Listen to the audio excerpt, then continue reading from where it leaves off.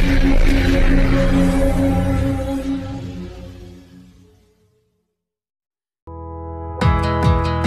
इंसान प्लास्टिक का किसी न किसी रूप में प्रयोग जरूर कर रहा है। हवा पानी के अलावा जो चीज़ हमारे जीवन पर सबसे अधिक असर डाल रही है वह है प्लास्टिक। अक्सर हमारे दिन की शुरुआत प्लास्टिक से बनी कुर्सी पर बैठकर, प्लास्टिक की मेज़ पर, प्लास्टिक के प्लेट में परोसे गए नाश्ते से होती है। हम जिस कार या वाहन में घर से निकलते हैं उसे बनाने में प्लास्टिक का अच्छा खासा इस्तेमाल होता है। दफ्तर पहुंचकर जिस कंप्यूटर पर हम काम करते हैं उसका एक बड़ा हिस्सा प्लास्टिक है। यहाँ तक कि जिस कीबोर्ड से मैं टाइप कर रही हूँ वह भी प्लास्टिक का ही बना है। प्लास्टिक यानी पॉलीमर की लोकप्रियता की वजह इसकी सरलता से उपलब्धता, कम कीमत, अधिक टिकाऊपन और हल्का वजन है। इसके अलावा आसानी से इसे किसी भी रूप में ढाला जा सकता है। इस पर हवा, पानी या मौसम असर नहीं करते। यह न आसानी से टूटता है और न ही गलता है। लेकिन सच मानिए तो इसकी विशेषता ही आज पूरे पर्यावरण के लिए घातक सिद्ध हो रही है। प्लास्टिक का बढ़ता उपयोग। 1950 में दुनिया भर में प्लास्टिक उत्पादन 1.5 मिलियन टन था। 2015 आते आते यह 322 मिलियन टन हो गया। यह हर साल औसतन 8.6% की दर से बढ़ रहा है। पिछले कुछ वर्षों में जैसे जैसे प्लास्टिक का प्रयोग बढ़ा है वैसे वैसे इसकी वजह से दिक्कतें भी बढ़ी है। हमारे मोहल्ले की नालियां और नहरें प्लास्टिक से भरे पड़े हैं। पशु पक्षी और जलीय प्राणी इसकी कीमत चुका रहे हैं। जलीय जीवन, पर्यावरण और पारिस्थितिकी को प्लास्टिक से जो नुकसान हो रहा है उसकी भरपाई कर पाना अब मुश्किल प्रतीत हो रहा है। खासकर समुद्री जल को इससे बेहद ज़्यादा नुकसान हो। समुद्र में पन्नी, पैकेजिंग और बोतल के अलावा मछुआरों के जाल, मशीनों के टुकड़े और खिलौनों के ढेर तैर रहे हैं। जल के बहाव के साथ इकट्ठे हुए प्लास्टिक के ढेर किसी बड़े टापू से नजर आते हैं। इसके अलावा पानी में माइक्रो प्लास्टिक भी है जो आसानी से नजर नहीं आते। आशंका जताई जा रही है कि 2050 तक समुद्र में 850 मीट्रिक टन प्लास्टिक कचरा इकट्ठा हो जाएगा। 2050 में सभी समुद्र और महासागरों में मौजूद मछलियों का अनुमानित वजन सिर्फ 821 मिलियन मीट्रिक टन ही रह जाएगा। यानी समुद्र में मछलियों से अधिक प्लास्टिक की मात्रा होगी।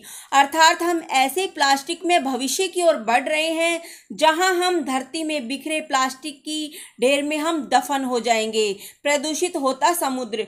कचरा समुद्र में जाकर जमा हो जाता है। इसे खाकर न केवल समुद्री जीव जंतु मर रहे हैं बल्कि यह समुद्री नमक में भी जहर घोल रहा है।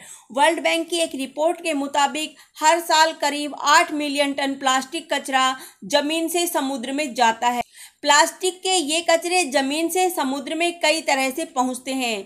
इनमें सामान्यतः माइक्रो प्लास्टिक के रूप में प्लास्टिक के छोटे छोटे टुकड़े, फाइबर के रूप में सिंथेटिक कपड़ों से निकले प्लास्टिक के धागे, फोम के रूप में खाने की चीज़ें और चाय कॉफ़ी से कप के अलावा साबुन और कॉस्मेटिक के माइक्रो बीड शामिल होते हैं। सीवर और नालियों के जरिए प्लास्टिक के कचरे बहकर समुद्र में जाते हैं। वेस्ट वाटर ट्रीटमेंट प्लांट की वजह से भी बहुत सारा प्लास्टिक कचरा समुद्र में पहुंचता है।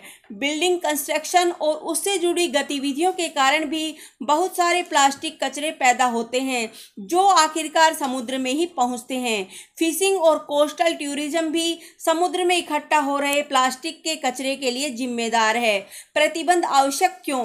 प्लास्टिक के प्रदूषण और प्लास्टिक के कचरे के प्रबंधन आज चिंता के विषय बने हुए हैं क्योंकि इनका प्रत्यक्ष प्रभाव जलवायु और पर्यावरण पर पड़ता है।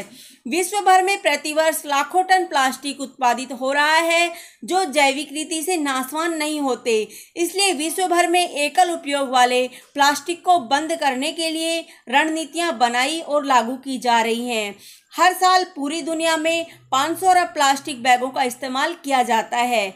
हर साल 8 मिलियन टन प्लास्टिक महासागरों में पहुंचता है जो हर मिनट एक कूड़े से भरे ट्रक के बराबर प्लास्टिक कचरे के बराबर है।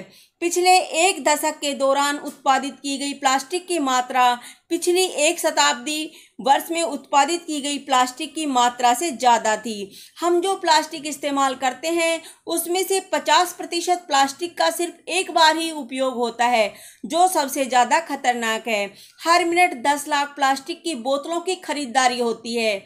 इंसान जितना कचरा उत्पादित कर रहा है उसमें से 10% प्लास्टिक कचरा ही है।